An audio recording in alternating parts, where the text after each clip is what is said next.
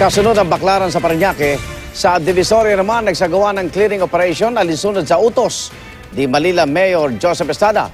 Pero daing kaerap ng mga pinaalis na tindero, paano na ang kanilang kabuhayan? Saksi si Susan Enriquez. Paraiso para sa mga budget conscious ang Divisoria sa Maynila.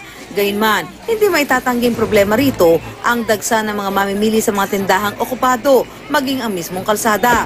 Pero matapos ang clearing operations dito ng pamahalaang lungsod ng Maynila kaninang umaga, maluwag na ngayon ang Divisoria. Kaninang hapon, nag-inspeksyon doon si Mayor Joseph Estrada kasama si Vice Mayor at Manila Traffic Czar Isko Moreno. Sinalubong sila ng mga nagrereklamong tindero. Ano naman po kami mga vendor na sa bangketa po?